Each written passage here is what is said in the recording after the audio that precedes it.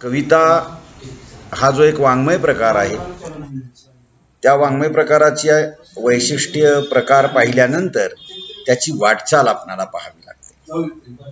हा जो वाटचालीचा भाग आहे ना, तो असा आपण समजून घेतला पाहिजे, जो कवी, लेखक, नाटककार, एकूणच साहित्यिक आपण असं त्याला म्हणूयात, कवी, नाटककार, कथाकार, कादंबरीकार, ह्या सगळ्यांना तो साहित्यिक त्याच्या ज्या काळात तो उभा असतो त्या काळाचं समाज जीवन त्याच्या साहित्यामध्ये प्रतिबिंबित झालेलं असतं, किंवा त्या कालखंडातली सामाजिक वास्तवाची जाणीव, त्या कालखंडामधलं सांस्कृतिक जे क्षेत्र आहे, राजकीय आहे, या सगळ्या गोष्टी त्याच्या साहित्यामध्ये त्याचे सहसंबंध जोडलेले असतात.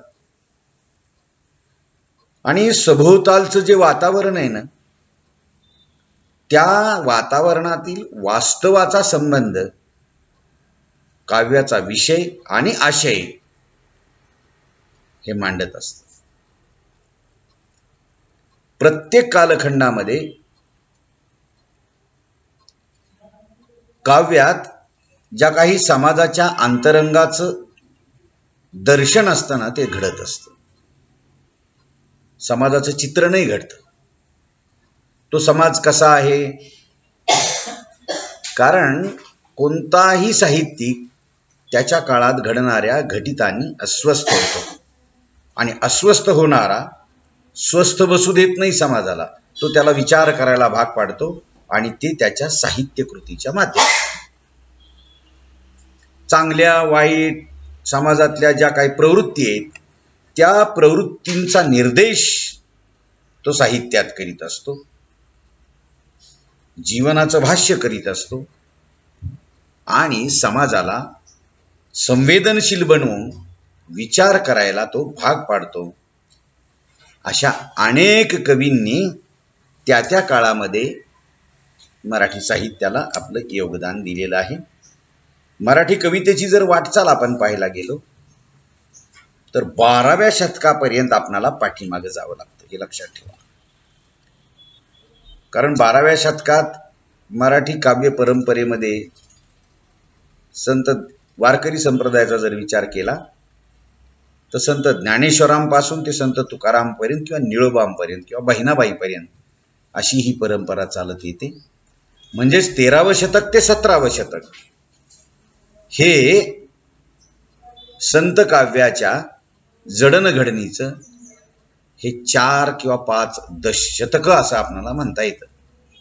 त्या त्या कालखंडात ते साहित्यिक, कवी, साहित्यिक, संत हे जन्माला आले, आणि त्यांनी आपापल्या परीने आपणाला जे वाटतं, समाजाचं चित्रण असेल, त्यांच्या विचाराची बैठक असेल, ती त्यांनी मांडण्याचा प्रयत्न केलेला आहे. तसेच जातीव्यवस्था त्या काळात जी होती, धर्मपंथ जो होता, अगणित देवदेवता ज्या होत्या, त्या देवदेवतांच्या उपासना विधीमध्ये समाज हा वेगवेगळ्या ठिकाणचा विखुरलेला होता, हे आपल्याला दिसतं. उच्च नीच अशा आचारामध्ये देखील समाज हा विभागलेला होता. आणि म्हणून संत कवींनी काय केलं की अभंग आणि ओवी, किंवा ओवी आणि अभंग या पॅटर्नमध्ये, किंवा या अस्सल मराठी छंदामध्ये समाजातील दुष्ट प्रवृत्ती असतील, दांभिक प्रवृत्ती असतील, याचं दर्शन घडवलेलं आहे. आता समाजातील ह्या दुष्ट चालीरीती असतील किंवा दांभिक प्रवृत्ती असतील, ह्या नष्ट करण्याचं देखील काम त्यांच्यापुढं ते एक आव्हान आहे. आणि समाजाला भक्ती मार्गाला लावत असताना सात्विक मूल्यांचा आग्रह देखील त्यांनी धरला आणि समाजाला भक्ती मार्ग दाखवला. विशेष म्हणजे काय की मोक्षप्राप्तीच्या उदात्त ध्येयाकडे वळवण्याचा प्रयत्न त्या काळातल्या समाजाला संत साहित्यांनी केलेला आहे. आणि मग हे करत असताना त्या काळातलं समाजचित्रण हा त्यांच्या काव्याचा एक गाभा आहे असं आपल्याला कळतं.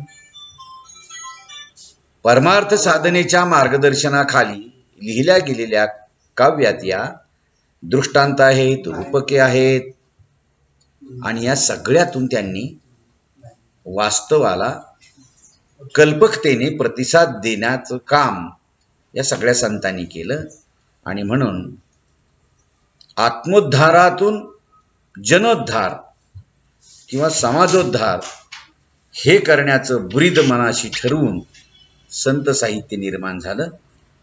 आणि म्हणून संत, पंत आणि तंत असे काव्यांची तत्वत्रयी मध्ययुगीन कालखंडात आपल्याला बघायला मिळते.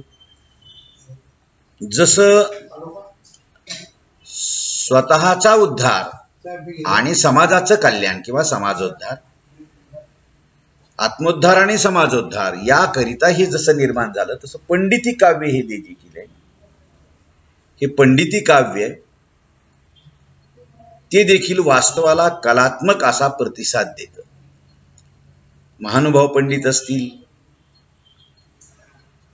कवी नरेंद्रापासून ते मोरोपंतांपर्यंतचे असतील, हे 18व्या शतकापर्यंतचे चरित्रकथा सांगणं, त्याचबरोबर भक्तांच्या चरित्रातील घटनांच्या कथनाद्वारे श्रोत्यांना भक्तिमार्गाकडे वळवणं, हे काम या कवींनी केलं. आणि आख्यान काव्यातून त्यांनी पुराणामध्ये असलेल्या व्यक्तींची वर्णनं केली. समकालीन त्या काळातलं जे सामाजिक वातावरण आहे, त्या वातावरणाची जी पार्श्वभूमी आहे ती त्यांनी मांडली. सामाजिक वास्तव असेल, त्या काळातलं समाजकालीन चित्रण असेल, जीवन पद्धती असतील, ह्या सगळ्या गोष्टी या पंडित कवींनी देखील सूक्ष्म अशा पद्धतीनं त्याचं चित्रण आपल्या साहित्यात केलं. आणि पुराण ग्रंथांच्या मधून आलेल्या कथा त्यांनी त्यांच्या साहित्यातून वेगवेगळ्या रीतीने रंगवलेल्या दिसतात. म्हणजे या पौराणिक कथांच्या माध्यमातून त्या काळातल्या समाजाला, त्या काळातल्या वाचकांना आकर्षित करून भक्ती मार्गाकडे वळवण्याचा हेतू या पंडित कवींनी देखील संत साहित्याप्रमाणे केलेला आहे. आणि म्हणून सत्प्रवृत्त समाजाला सत्प्रवृत्त करण्याचं काम या संत आणि पंत काव्याने केलं. आता पंडिती कविता ही जी आहे का नाही,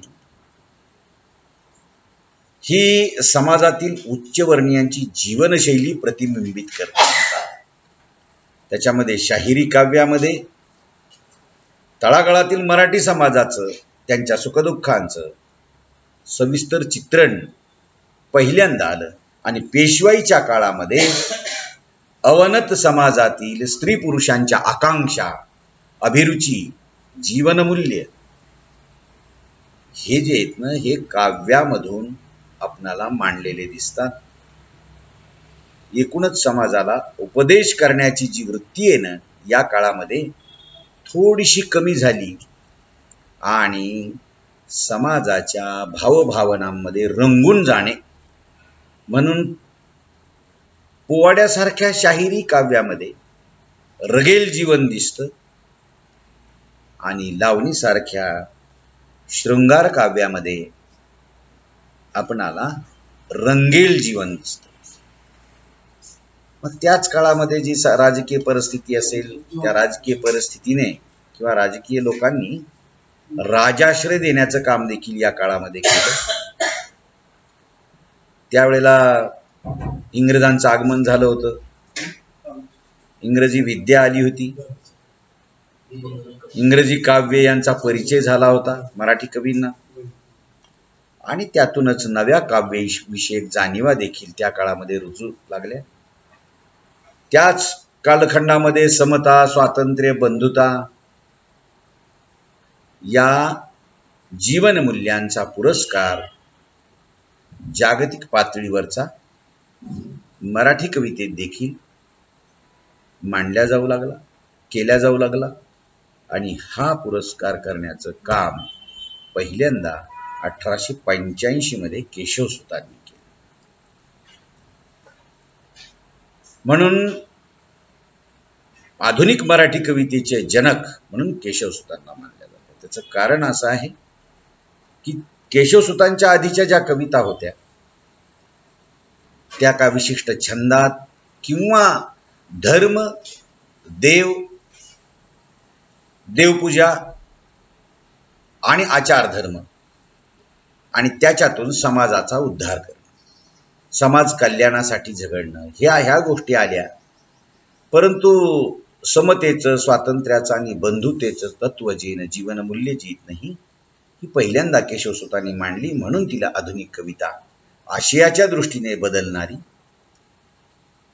आणि म्हणून लौकिक जीवनातील सर्वसामान्य विषय हा देखील कवितेचा विषय झाला पहिल्यांदा. प्रेमाबरोबरच इतर देखील लौकिक भावना, त्याचबरोबर समाजाविषयीच्या प्रतिक्रिया, रूढींच्या विरुद्धचं बंड, क्रांतीचा पुरस्कार, हे सगळं व्यक्त करणं हा या काव्याचा मूळ हेतू झाला. आणि या सर्वांची अभिव्यक्ती म्हणजे ते मांडणं ते छंद किंवा अक्षरगणवृत्तपेक्षा मात्रावृत्तातून होऊ लागलं किंवा सुनीत सारख्या कवितेमधून होऊ लागलं.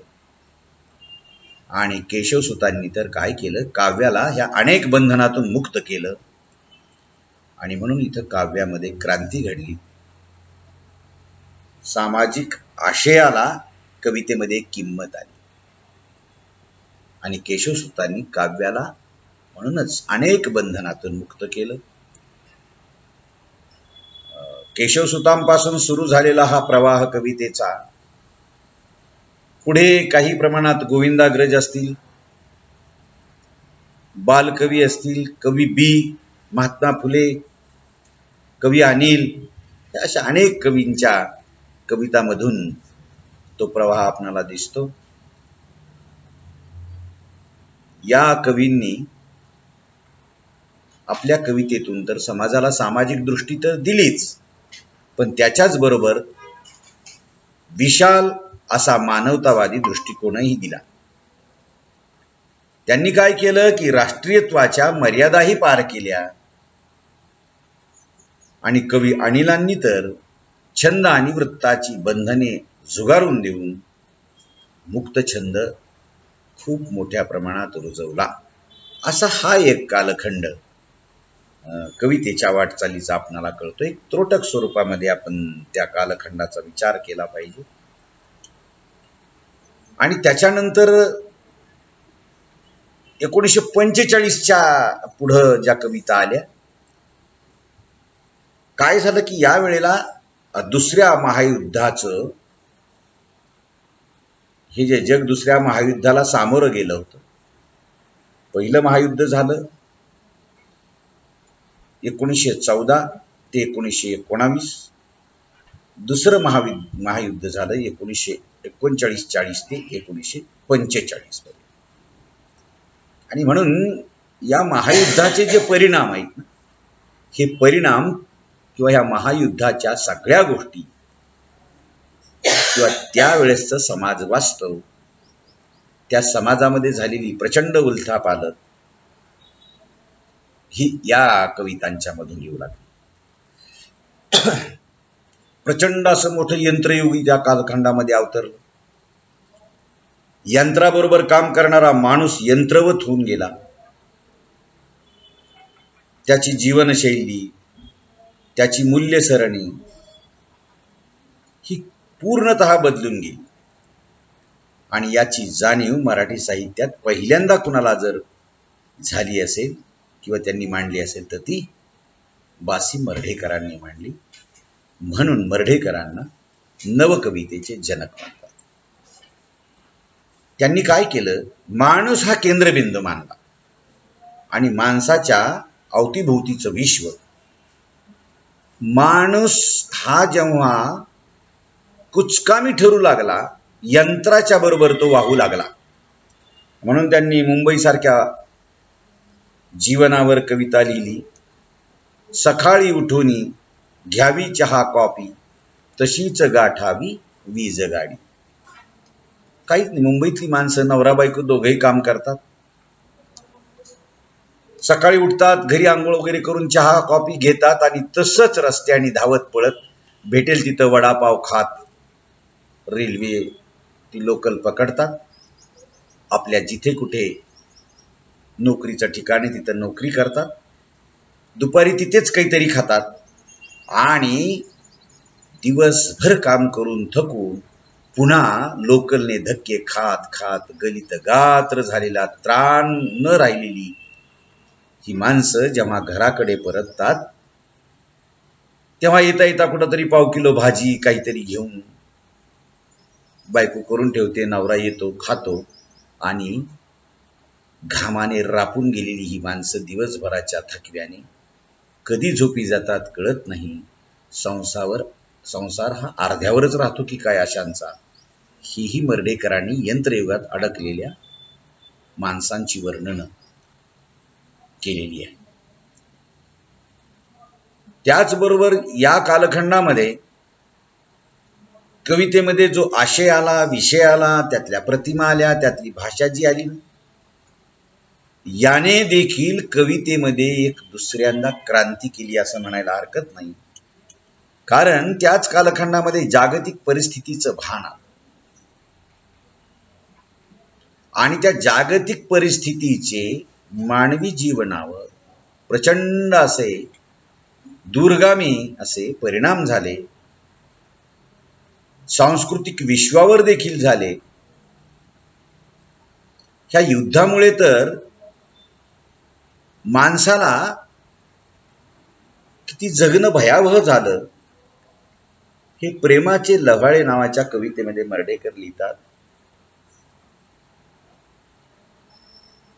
यंत्रांतून आग, विमानांचे हल्ले, यंत्रातून आग, विमानांचे हल्ले, बेचिराख जिल्हे, अपंग आरोळी, रक्ताची थारोळी, बेभानले मन, कुणाचे कशाला, भाकरी पोटाला. हे युद्धातलं वर्णन. भारतीय सैनिक फक्त पोटाला भाकरी मिळत होती म्हणून लढत होते, कारण आपण तेव्हा पारतंत्र्यात होतो. कुणाचं विमान येत होतं की, कुणावर कोसळत होतं की, जसे काही हवाई नळ्यांच्या मधून फुलंग्या बाहेर झडाव्यात तसे यंत्रातून आग ओकल्या जात होती. अनेक रक्तांचे थारोळे साचले होते. कोणी अपंगपणानं खूप मोठ्यानं मला वाचवा म्हणून आरोळी मारत होतं आणि माणूस माणसापासून तुटल्या जात होता, जो या जगाचा केंद्रबिंदू.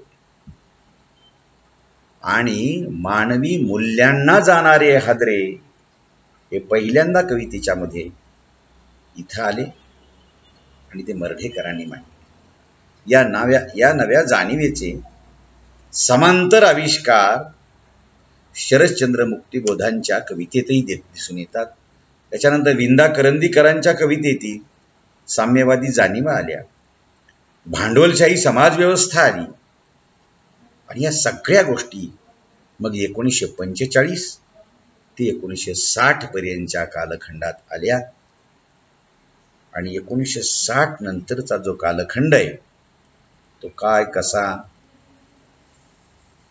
त्या गोष्टी कशा आल्या, या सगळ्यांची वाटचाल कशी झाली ही मी तुम्हाला उद्याच्या तासाला सांगतो. आज आपण 12व्या शतकापासून सुरू झालेली कवितेची वाटचाल 1960 पर्यंत कशी आली हे आपण पाहिलेलं. ठीक आहे.